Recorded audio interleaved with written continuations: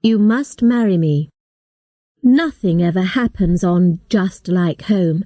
That's the name of the planet I live on. I get so bored. But tonight was remembering night, and that's exciting. There's the big fire where everybody must put on something that they love and watch it burn. Then there's the dancing round the fire. But what I like best about remembering night are the clothes. We usually wear what we like on Just Like Home, but the clothes must have the name of our name animal on them. For example, I always have the word hummingbird on my clothes, which means my name is Hummingbird, Hummy for short. Nobody knows what a hummingbird looks like, but we know what birds are. Birds are animals that fly. The Book of Remembering tells us that. I don't always believe what the Book of Remembering says. Nobody knows who you are on remembering night because you wear black clothes that cover you from head to foot, and there is no name of your name animal. You can only see people's eyes looking out of the eye holes in the clothes. It was dark outside. The only light came from the big fire. I held my father's hand at first, and we danced together. My mother danced away, and I couldn't see her. Soon I lost my father. I didn't know where they were. It didn't matter. I was dancing in the middle of the crowd. Our family would meet together in the robot plane afterwards. There were about 1,000 people round the fire. Too many people to count. Nearly everybody on Just Like Home was there. Everybody on planets all over the galaxy was dancing round fires at the same time. What a wonderful thing! The last dance began. You hold hands in a big circle round the fire, everybody together. You dance round and round in a circle until... well, everybody knows what happens in the end. I was holding hands with someone on my right and someone on my left. We were all shouting, "Burn, burn, burn, burn, burn, burn, burn." The last dance went on for a long time. In the end, somebody fell down. He pulled down the people on both sides of him. Then people on both sides of them fell down. Everybody was too tired to stay on their feet. People fell down all round the circle, falling, dying. We wear black clothes to remember. We remember the burning. We remember that we have a galaxy, but we are alone. We are empty in our hearts. We are the only living things in the galaxy. Sad, lonely and sad. I lay on the ground, very, very tired. I was happy and sad at the same time. Happy to be with everybody, sad that we were alone. Then, the worst thing in my life happened. Somebody came up to me and said, "Hello." I didn't know who it was. I could only see his eyes shining in the light of the fire. But it was the voice of a man who was much older than me. "Hello," I answered. I didn't want to talk to him. "I saw you in the dance," he said. "I know you're a young girl because you were dancing like a young girl. I think you're 17 years old." "No, I'm only 16, I said. "Wonderful, just what I want," said the man. "I will marry you. You must marry me." I couldn't believe what he was saying. This was terrible and very bad luck.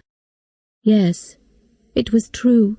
A woman must marry any man who asks her on remembering night by order of the Star Council. I'm 16, so I'm a woman, not a child. I couldn't say no to this man. I was sick in my heart. "My name's Buff," the man said. "What's your name, sweetheart?" My name's, Caterpillar," I lied. "I'm usually called Kate." "Well, Kate," Buff said, "will you marry me?" "I'm sorry, Buff, I know I'm 16 and old enough to get married, but my parents don't want me to get married yet. I'm their only daughter." Buff laughed. It was a horrible laugh. He enjoyed knowing I didn't want him. What a monster! Oh, thank earth and animals I hadn't told him my real name. I jumped up suddenly and ran into the crowds of people in the dark. I was safe. He couldn't find me. I went to our robot plane and sat inside until my parents came. I didn't tell my parents anything. I was afraid. The Star Council said Buff was right and I was wrong. And I didn't know what my parents would do. Next morning I forgot about it. How could Buff find me? There were hundreds of girls on our planet. He didn't know my name. He had only seen my eyes. Suddenly, my father came into my room. "Hummingbird," he said sadly. "What's the matter?" I asked. "Why are you calling me Hummingbird, not Hummy?" "Hummingbird, ask your robot for a wedding dress." "Why? Why?" But I knew the answer. "You will marry a gentleman called Buffalo." "No, Father, I can't." I started crying. "I don't want to. I'm too young. I don't want to leave you. I hate him." My father shook his head. "Please, Hummy, it's only for 1 year. You can't be a child forever. Lots of girls don't want to get married at first. The Star Council says we must get married as often as possible and have children. You know why?" "Why?" I spoke like a small child. "Because we are lonely. Because there is nothing in the galaxy except us. You know all that, Hummy." The dressing robot made me a wedding dress. We have robots for everything like that. The dress was white and covered me all over except for my eyes. My father took my arm. Buff was waiting with my mother. I saw his eyes through the eye holes of his wedding suit. They were small, mean eyes. "Hello, Kate," he said. My father said, "Her name is Hummingbird." I know," Buff said. "How did you find me?" I asked Buff. "I had a small camera," he answered. "I took a photo of your eyes. Did you know that everybody's eyes are different? Nobody has eyes like yours." I turned to my father. "Listen to him. Can't you see how horrible he is? Please don't make me marry him." My father didn't say anything. He couldn't help me. You can say no if a man asks you to marry him on Remembering Night, but you must have a very special reason. A reason that the Star Council will accept. If you are doing work that is important for the galaxy, the Council will usually accept that as a good reason. I couldn't think of anything like that. But it was something to hope for, if I could escape. I was afraid. I didn't want to run away and never see my family again. Some neighbours arrived, and the wedding began immediately. Buff stood next to me and held my hand. His hand was large and a little wet. How I hated him.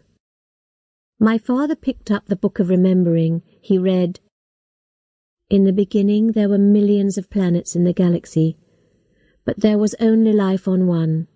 That was the planet Earth. People and animals lived together, but people polluted Earth. It became too hot for animals to live. They died. All the animals died. So people left Earth and never returned to that planet. Their hearts were empty when they left Earth. Empty today, empty forever." Buff was still holding my hand. My father spoke again. "Buffalo, will you take my daughter Hummingbird to be your wife for 1 year, in the name of Earth and the animals?" Buff answered, "I will." My father turned to me. "Hummingbird, will you take this man Buffalo to be your husband for 1 year, in the name of Earth and the animals?" That's when I ran. I let the wedding dress fall off me. I ran fast. They ran after me, but I could run much faster without the wedding dress.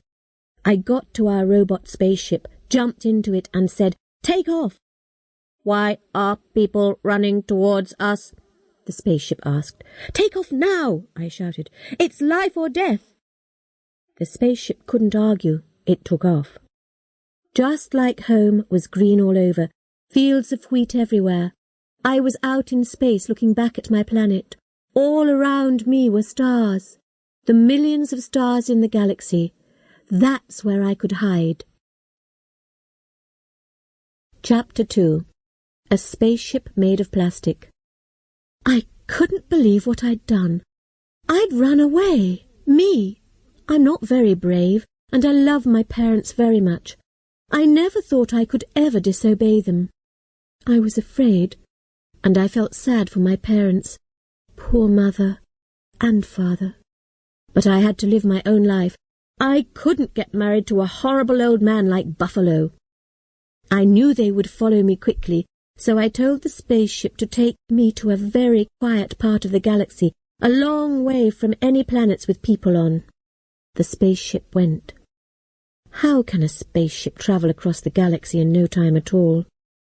Well, I learnt the answer to that in school. There are a lot of little black holes in space. They are about as big as a potato. A spaceship goes into one black hole and comes out of another black hole on the other side of the galaxy. Don't ask me how a big thing like a spaceship can go into a thing as small as a potato. I was probably asleep when the robot teacher told me the answer to that. Nobody could find me now. I was in the middle of the galaxy in empty space. There were stars above my head, stars below my feet, stars on my left hand, stars on my right hand. Strange. I knew all these stars were a long, long way away, but they didn't look far away. They looked very close. I wanted to reach out my hand and touch them. And the silence, so very, very, very quiet. The Book of Remembering says how I felt. Their hearts were empty. My heart was empty. I saw millions of stars, but there was no life in the galaxy except us humans. Well, there are potatoes and wheat and rice, but you can't talk to vegetables. We are alone. The Book of Remembering says we did it. We polluted Earth and so killed all the animals. We ran from Earth and we're still running. That was 20,000 years ago, and we still can't forget. The Book of Remembering gives names for thousands of animals. Fantastic! Could there really be thousands of animals? The idea of animals is so strange. What did they look like? The Book of Remembering has no pictures, but says there are birds that fly and fish that swim. There are animals with no legs and animals with lots of legs. Ugh, what a horrible idea. Can anybody believe stories like that? And now I was running away too.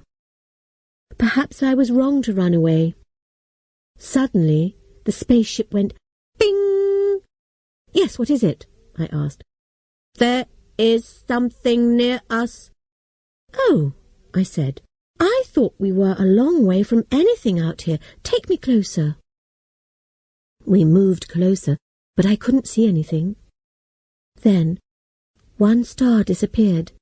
Then another star, and another.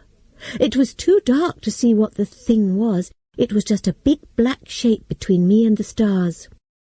It was probably just a big old rock, which had broken off a moon or a planet. Well, perhaps it contained gold or something.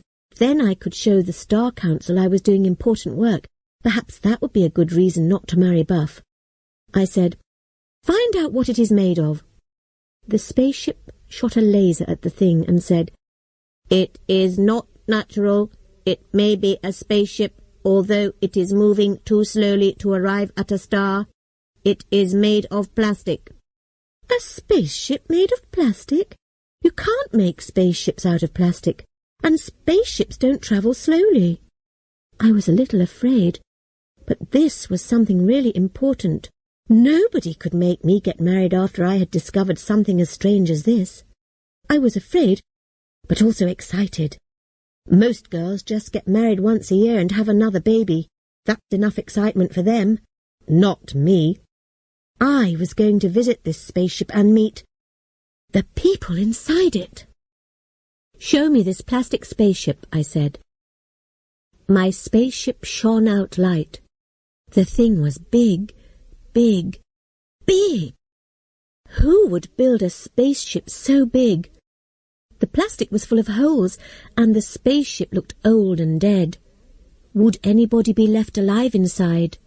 I didn't think so. The spaceship was round like a ball. It turned slowly, which made things inside just heavy enough to stay on the ground. I saw a door on it and said, "Land there." My spaceship landed. I put on a spacesuit, went outside, and moved to the big round door. I pulled and pushed and hit it. At last something moved, and the door opened. Inside there was a tunnel, a long black tunnel. I climbed in, and the door closed behind me. Chapter 3. Monsters. There was a door at the other end of the tunnel.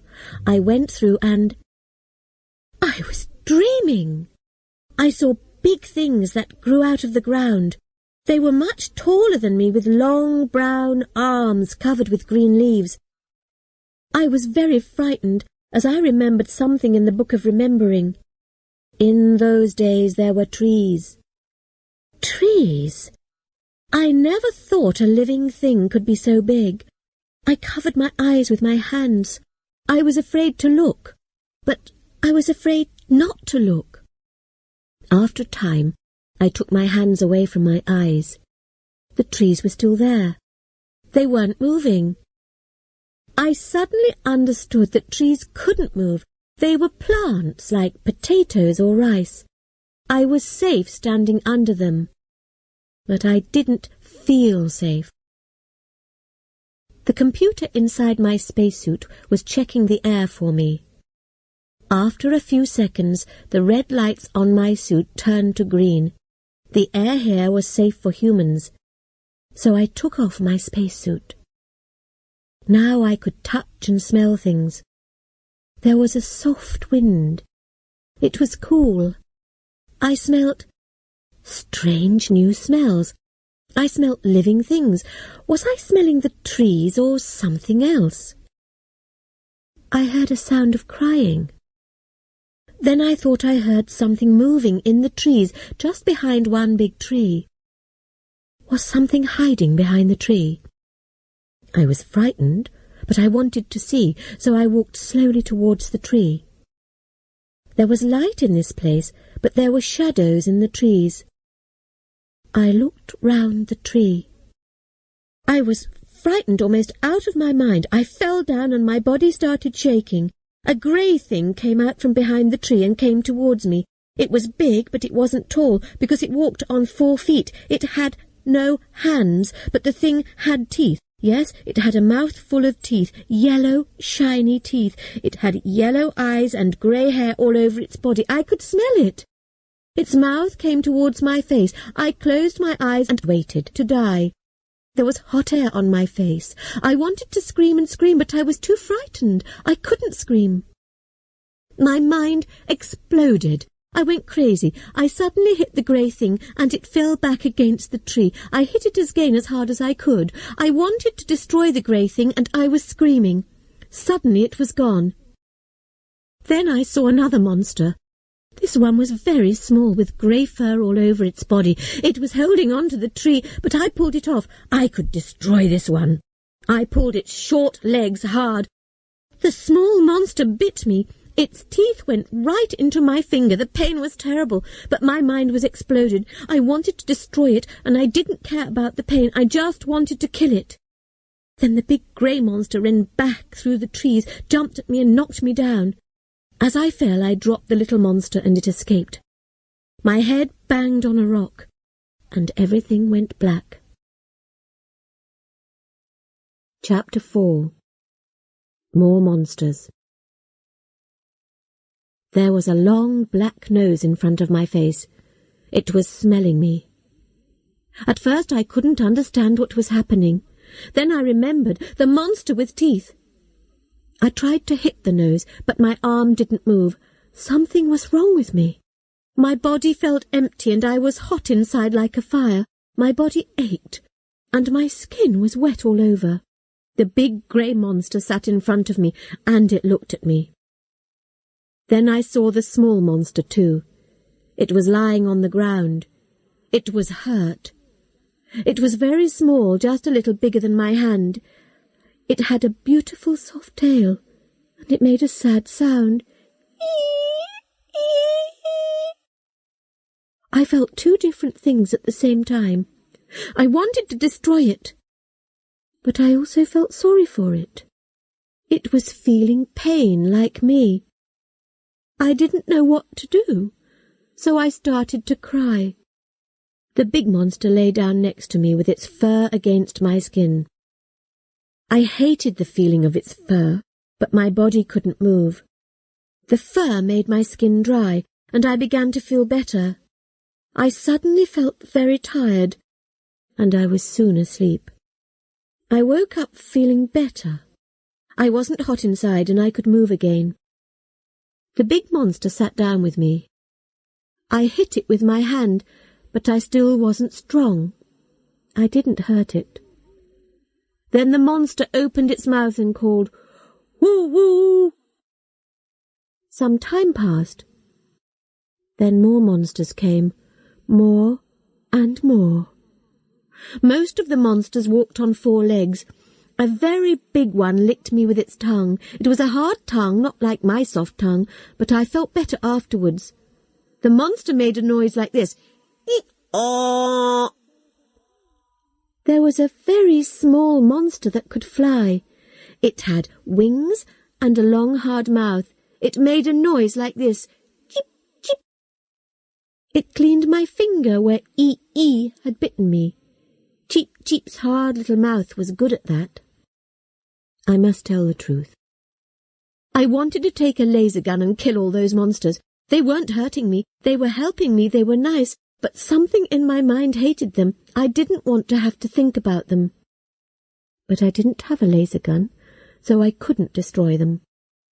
One monster brought me water. Another monster gave me some fruit to eat. A few monsters lay against my body and made me warm. They helped me in many ways, but there was something sick in my mind. I still hated them. I will try to explain. For 20,000 years the galaxy had belonged to humans. Everything in the galaxy belonged to us. When a new baby comes into a family, the first child hates the baby. The first child wants to be the most important and to keep everything for itself. It is afraid the baby will take things away from it. It was like that with me. I wanted to fight these monsters. I didn't want them living with me in my galaxy. One day 2 humans came through the trees. I stood up. I was stronger now. "Oh, thank Earth and animals," I said, and ran towards them. The humans looked at me with big round eyes. One human was a man with long hair. He said, "Gug, gug, gug." Then he went down on the ground on his hands and knees like a baby. He ran round me, smelling me. The woman said, "Yee, yee, yee." She jumped up on the branch of a tree. They were humans, but they were just like the monsters. They couldn't talk to me. I started to feel miserable. The monster tried to give me food, but I didn't care about eating.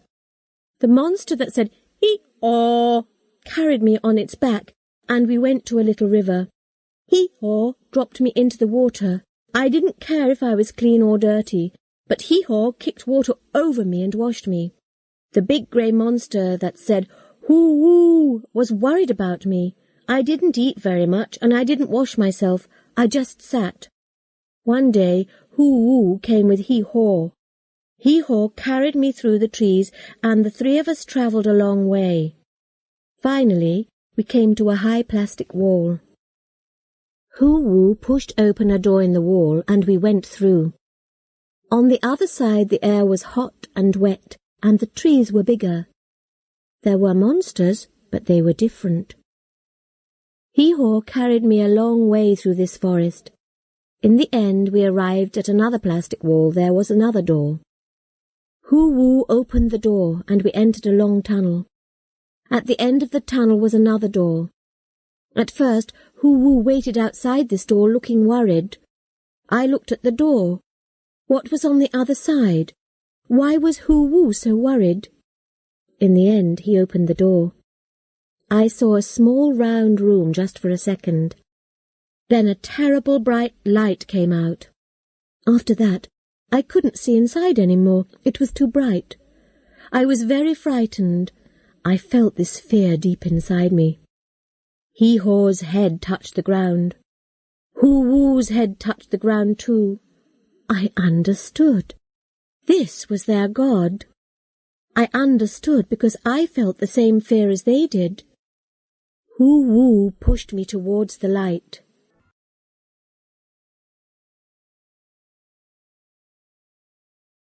Chapter 5. Waiting for 15,000 years. It's too bright in here, I said. I can't see. The light suddenly wasn't so bright and I could see again. I was in a round room which was empty except for a large square computer. The computer didn't look like the modern computers we have. You aren't God, I said. You're just a computer. Just a strange old computer. A voice came from it. Yes, this is computer. Who are you? Oh, the computer still worked. I was surprised as it looked so very old. It didn't speak in a natural way as modern computers do. I'm Hummingbird, I answered.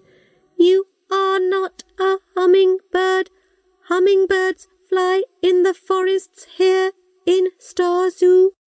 You are human. You are not a child of Star Zoo. Computer is happy. I listened, but I didn't understand. Hummingbird was just my name, and the name of one of the animals in the Book of Remembering. Why was this place called the Star Zoo? What was a zoo? I had so many questions to ask. Computer, I said, where do you come from? I never heard of a spaceship as big as this. You speak my language, but it sounds different. Why do Hee-haw and Hoo-woo think you're God? Who is Hee-haw? Who is Hoo-woo? The computer asked. The two monsters that brought me here, I answered. Yes, donkey, wolf. All animals believe computer is God. Computer makes ultrasonic sound. Ultrasonics make fear.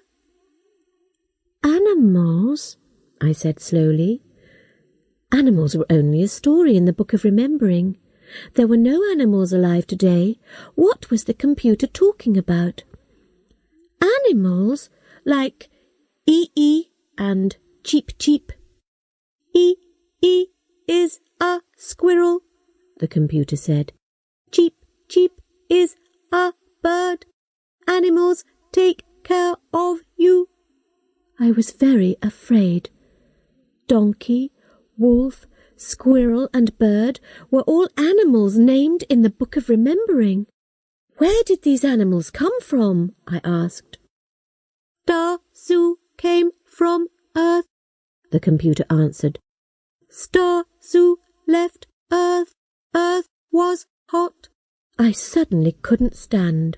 I fell down and my mind exploded again. This time I wasn't angry. I was sad, empty, afraid, and a little crazy. This was the Book of Remembering come to life. Earth hot? That was the burning. We made the earth too hot, and all life except humans died, and we humans did it. Not necessary to fall down, the computer said. Computer is not God. Computer wants to talk to humans. Computer is sad that humans have not spoken for 15,000 years. I stood up slowly. The Book of Remembering was for remembering the animals, but they had been dead for 20,000 years. But the animals were here. Yes, here in the Star Zoo, after travelling between stars for 20,000 years. Why did you leave Earth? What happened? I asked. The computer answered, Humans polluted Earth. Earth was hot. Animals died. Yes, I said, I know that. The computer continued, Humans made zoo in space. No money, used plastic bottles. What? I said. I didn't understand. Collected old plastic bottles, made zoo with plastic bottles, cheap, made big zoo with many rooms. Why are there different rooms? I asked. Animals and plants live in different ways, the computer said. Hot, cold, wet, dry. Impossible to keep all animals and all plants in one room. Need different things. Difficult work to get everything right. Necessary to have big computer. No money. Got old computer from army. So that's you, I said. You're an old army computer from Earth. Computer works and never stops. I understand, I said. A group of people made this Star Zoo. They knew that Earth was dying. They wanted to save the animals. They sent the Star Zoo away from Earth. Star Zoo went, computer said. No money. Went slowly. Very slowly, I agreed. But what happened to the humans inside the Star Zoo? 5,000 years humans gave orders. Computer worked. Computer mended walls. Computer kept Star Zoo alive and safe.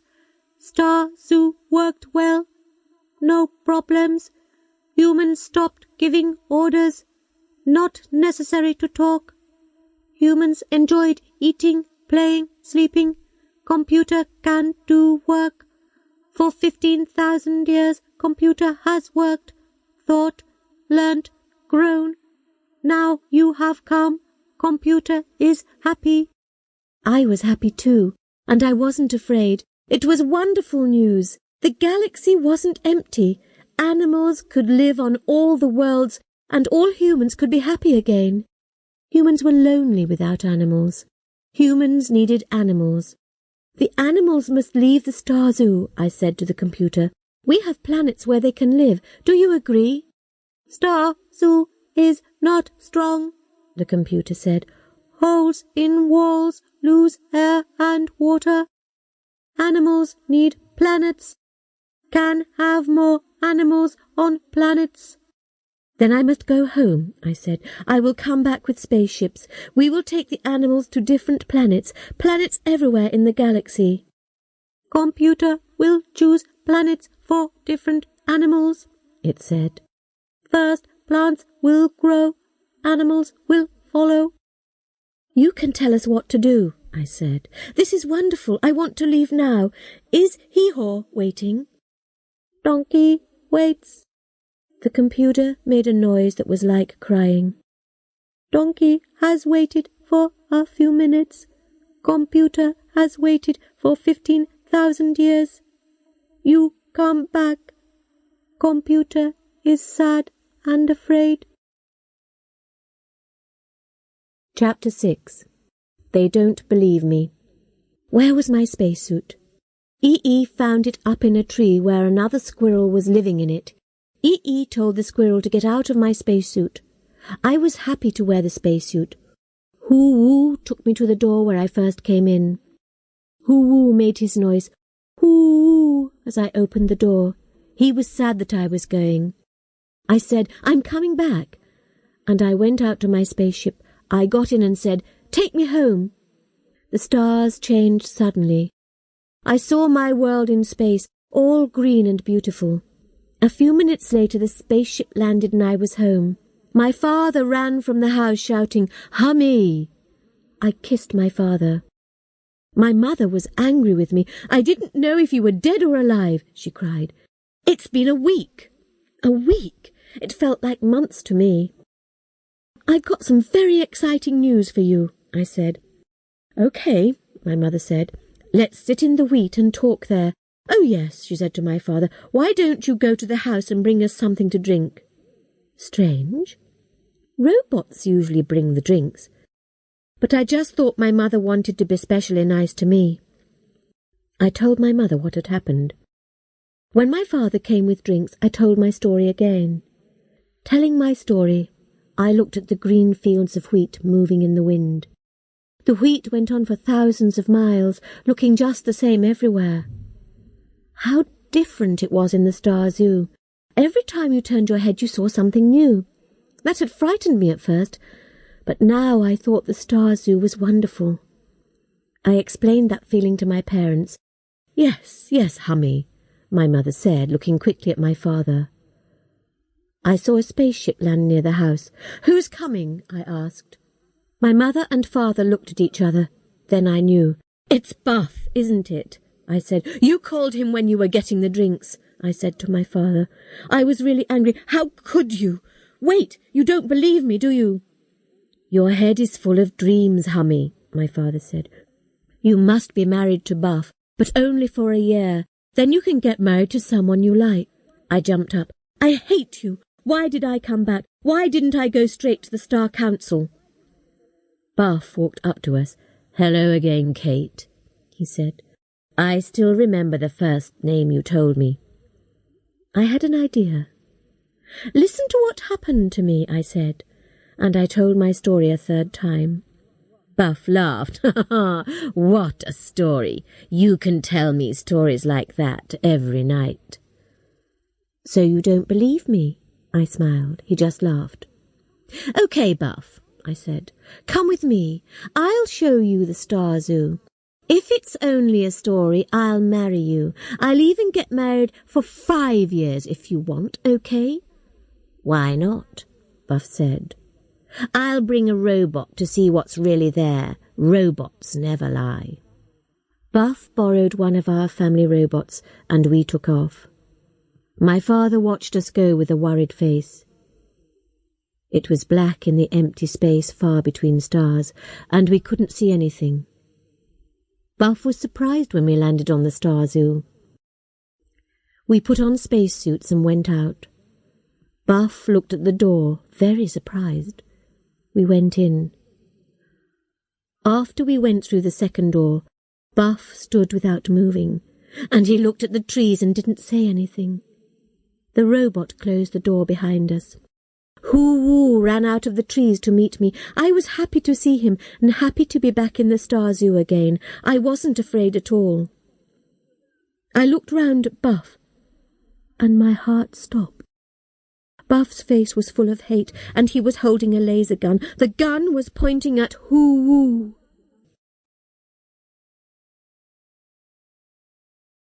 Chapter 7. The answer is robots. I pushed Buff as he tried to shoot Hoo-woo. The laser gun burnt a hole in the plastic wall, but it didn't hit Hoo-woo. Buff was screaming, and the whites of his eyes were showing. He fell on the ground, and water ran out of his mouth. He was crazy. I remembered the way I had gone crazy when I first came to the Star Zoo. It was seeing the animals. It was the Book of Remembering coming to life. It made people go crazy. I hid Buff's laser gun and used some long plants to tie him up. Hee-Haw sat on him while I did it. A bell was ringing and all the animals started looking for something. What were they looking for? A bird found it. It was the hole where the laser had burnt through the wall. The Star Zoo was losing air. I could hear the air escaping. It was the computer's job to check for damage like that. Then it rang the bell. But how could the animals mend the hole? Ee went to a pipe on the wall and waited. Warm, wet plastic came out of the end of the pipe. The squirrel held little bits of the plastic and ran quickly up the wall. She put the soft plastic over the hole and ran down to get more plastic from the pipe. In 1 minute the hole was covered. Ee went on working until the bell stopped ringing. the computer and the animals worked together to mend the Star Zoo. After 15,000 years, they were very good at it. Buff had crazy eyes. The animals didn't want to go near him, so I took care of him. I hoped he would get better soon. But he didn't get better. 3 days later, he still wanted to kill and destroy every animal that he saw. He thought I was an animal too. He never spoke. Perhaps he had forgotten how to speak. He wouldn't touch food or water. I didn't know what to do. In the end, I went to see the computer with Hee-Haw and the robot. There was the same terrible light and the fear, but I knew it was ultrasonics that made me afraid. The robot didn't have any feelings, of course. The robot and I went into the computer room, but Hee-Haw stayed outside. The ultrasonics stopped, and the light went soft. "Hummingbird," the computer said. "You have come back. Computer is happy. Who is the other human?" "This isn't a human," I explained. "This is just a family robot." "Not human. Looks very human." "I know," I said, "but that's not important. Everything's gone crazy." "What is the problem?" the computer asked. I told the computer about visiting my parents and that they didn't believe me. I explained about Buff and said, "But he's gone crazy. I know I went crazy at first, but I got better. Buff isn't getting better." "Why?" the computer said. "You are human. Buff is human. What is different?" "I don't know," I answered.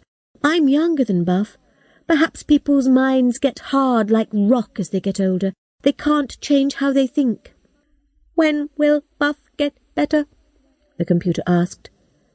"Never, I think," I said. "Buff's too old." There was silence. After a long time, the computer said slowly, "Computer is old." "Oh, that's different," I said. "I think you are growing very, very slowly. I think you are still young, like me. You're still growing and changing, not like Buff." Another silence, then, "Hummingbird is friend." I felt wonderful. The computer was 20,000 years old, and it wanted to be friends with me. "Yes, I'm your friend, computer," I said. "I'll be your friend all my life, but my life isn't long like yours. Perhaps my children and grandchildren can be your friends too." "Computer is happy." "Oh, computer, everything's finished," I said. "I thought Buff could learn to accept the animals like me, but he can't. He can't change how he thinks. And I think most people in the galaxy are like him. They can't change. If they find the Star Zoo, they'll destroy all the animals. So it's impossible. We can't put the animals on different planets. The animals will have to stay in the Star Zoo. One day, the Star Zoo will die. After that, there will be no life in the galaxy except humans, forever." The computer said, "Computer will find answer to problem. Wait." I waited and waited. I couldn't understand it. Computers think so fast. Why wasn't the computer telling me the answer? At last it spoke. "Computer has answer to problem. The answer is robots. Your robot looks very human. You will make a robot like an animal. Humans will know it is a robot, not an animal. Humans will not go crazy. Humans will learn about animals. After some time, humans will meet animals. Humans will not go crazy." "I think I understand," I said. "People have to spend a long time with robot animals first. When they are not afraid, they can meet the real animals and accept them. Yes, it's a wonderful idea, computer. I could kiss you." "Nobody has kissed computer. Computer is interested." So I kissed the computer, and I think it kissed me. Chapter 8. An Animal is Made.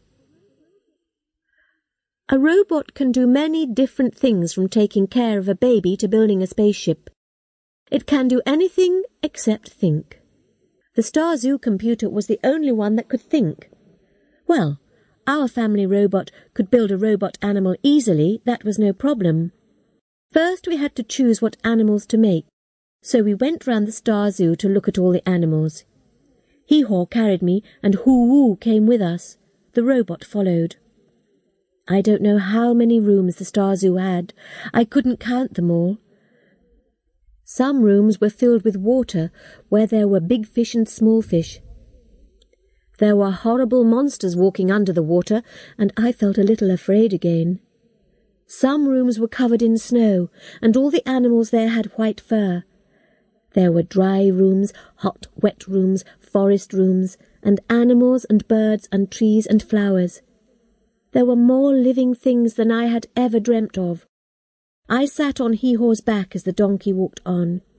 We went through a door into a room full of strange life. Then we went through another door and into another room. It was like a dream. In a dream things change quickly without reason. It was like that. We went back to the computer. I didn't know which animal to choose, and neither did the robot. Hee-Haw and Hoo-Woo didn't understand the problem. They weren't intelligent in the human way. So I asked the computer. "Watch humans," the computer said. "Humans enjoy playing with animals. Find an animal which enjoys playing with humans." So we went to see the humans. The humans in the Star Zoo couldn't speak. I sat down and watched them while the humans played up in the trees, swam in the pool, and played games in the grass. They played all the time. Most other animals didn't play with the humans, but finally I saw one animal come through the grass to play. It liked playing with humans. The humans played with the animal for an hour. The animal and the humans enjoyed playing together.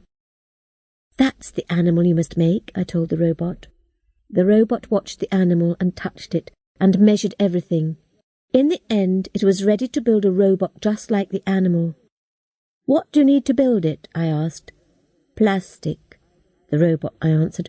"I will use real fur on the outside, but I need some metal. Where can I find metal?" There was only one thing in the Star Zoo made of metal: the computer. The computer told the robot to take off 2 small pieces of metal from its back. The robot worked fast. Sometimes it needed a special tool. Then it opened its stomach, because the tools were kept inside the body there. First, the robot made a plastic body, which it covered with soft plastic like a skin. Then it used fur to cover the skin. I left before the robot finished because I was worried about Buff. I didn't want him to die. Buff still wouldn't eat or drink. But the worst thing was, he was still crazy. His mind wasn't getting better. If Buff stays in the Star Zoo, I thought, he'll die. I talked to him, but he didn't answer. I knew he wanted to kill me. He wanted to kill all living things. The robot finished its work and showed me a little animal. It looked and sounded and played like the real animal. I took it to the computer. "Yes, it looks just like the animal," the computer said. "It's very small, a baby animal." The computer told me its name. It checked the animal, then said to the robot, "Make it warm." The little animal was cold.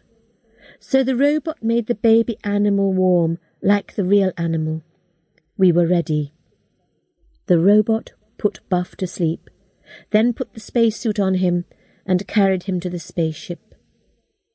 I was leaving the Star Zoo for the second time. Would our plan succeed, I wondered. Before I went through the door, I looked back at all the life that existed only here in the Star Zoo and in no other place in all the galaxy.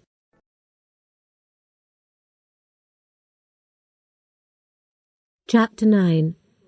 An Animal is Destroyed. Buff was asleep.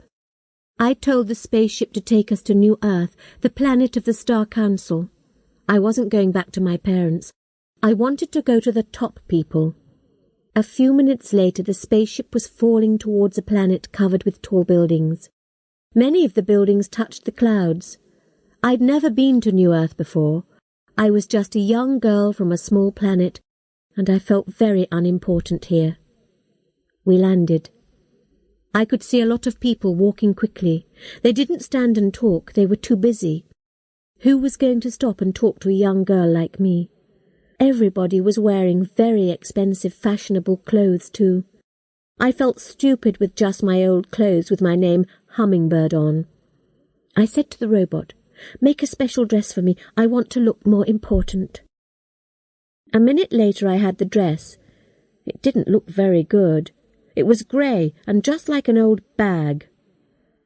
I put on the dress and it suddenly came to life. It moved over me, full of changing colours. When I looked in a mirror, I couldn't believe it. I looked fantastic. When I got out of the spaceship, I wasn't afraid of anybody. At first I thought the Star Council buildings were the high ones up in the cloud. They weren't. I had to go below ground to an office where I spoke to a policeman. He didn't believe my story about the Star Zoo until the robot told him it was all true. Robots can't lie. The policeman looked at me for a long time. In the end, he called a Star Council official. He and the policeman took me to a lift, and we went down many floors. Then they put me in a room and asked me questions. They wanted to see the robot animal, but I said no. I said only the Star Council could see the robot animal.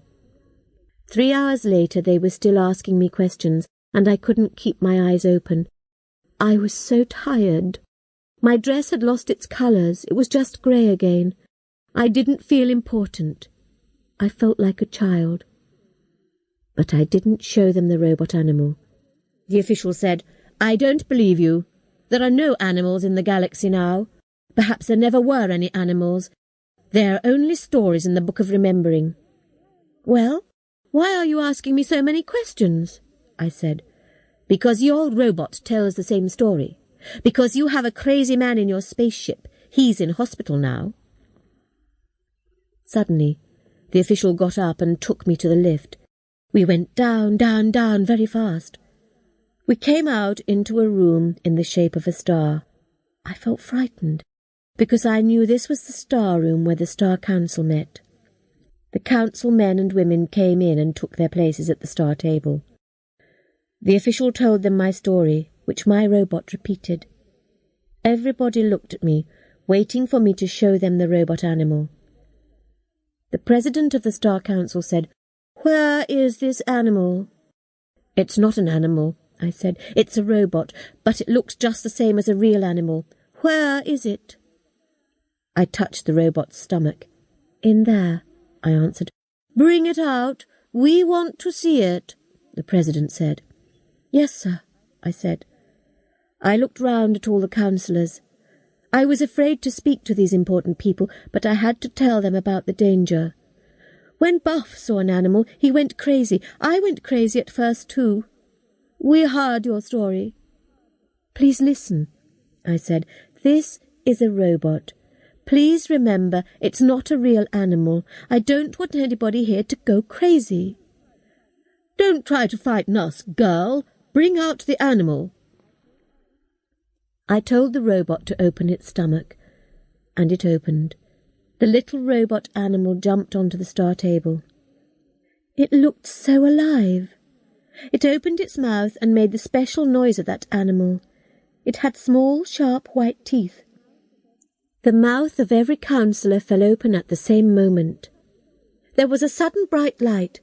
The little animal exploded. It was gone. There was nothing left except a little wet plastic on the star table and a smell of burning hair.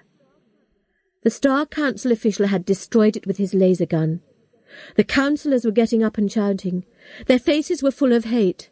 They had the same crazy eyes as Buff, perhaps not as bad as Buff, because the animal had only been there for a second or two, and I had told them it was a robot. But like Buff, they wanted to kill and destroy. Things got worse and worse. They started breaking chairs. Some of them used broken chairs to hit people. They were going crazy, just like Buff. The plan had failed. The Star Council had gone crazy. I was very frightened. What had I done?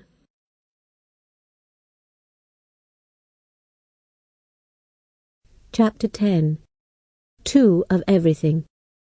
It was a strange prison with no doors and no police to watch me. Well, I didn't know the special number for making the lift work, so I couldn't escape by the lifts.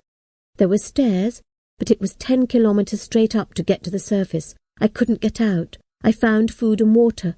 Nobody came to see me for 3 days. Finally, a soldier arrived and took me back to the star room. An old man with a very straight back sat at the star table. He was alone and looked tired. "Hummingbird," he said, and then stopped. "Who are you, please?" I asked. I hadn't seen him before. "I'm the new president," he said, but he didn't sound happy about it. "So the president and the councillors are still—" "Still crazy, yes," the old man said. "I think many of them will get better. They saw the animal only for a very short time." "It wasn't a real animal," I said quickly. "That didn't make any difference. You asked me who I am. I'm just one of the star councillors, but I wasn't in the star room when you showed them the animal. I was lucky. Now listen, Hummingbird. There is something I must tell you, something difficult." "Is it about my family?" I asked, feeling afraid. "No, Hummingbird. You are the only person in the galaxy who knows where the Star Zoo is. If other people know about the Star Zoo, there will be killing. People will be killed. The Star Zoo will be destroyed. It is very important to keep the Star Zoo alive, and so it is necessary to keep it secret. I'm sorry, Hummingbird. You must stay here 10 kilometres down all your life. I know you're a young girl, and I'm sorry." "All my life?" I said. I couldn't believe it. "Yes," the old man said. "This is the planet of the Star Council, so there is always work here you can do. I'm sorry." "What kind of work?" I asked. "Well, everything is going crazy now. For example, we have some little children down here that nobody is taking care of. A robot is doing the job now. But little children need real humans. Would you like to try taking care of them?" "Okay," I said. It was something to do. I went to see the children, who were playing quietly with a robot. I laughed because the robot was our family robot. I thought this robot and I would do something wonderful, but we could only take care of little children. I sat on the floor and played with the children. They were all less than 4 years old. They needed somebody. A few of the children were crying. They needed loving. Robots can sing and play games, but they can't love. Only the star computer can love. Soon one little boy was sitting on my stomach, and another boy was running round and round me. A little girl was pulling my hair, and another girl was biting my finger. There was a lot of noise. These children were more trouble than any animal in the Star Zoo. "These girls and boys aren't going to be afraid of animals," I said to the robot. "I can show them a robot animal and they won't go crazy. I just wish I had one." "You have," the robot answered. "Shall I take out the other one?" "What?" I shouted. The little boy fell off my stomach and began screaming. I picked him up and kissed him until the screaming changed to crying. I said, "Another robot animal?" "Yes," the robot said, touching its stomach. Of course the robot had another. Robots always make 2 of everything. You don't have to tell them. They do it automatically. The robot opened its stomach and the second robot animal jumped out. It was just like the first one. The little boy stopped crying.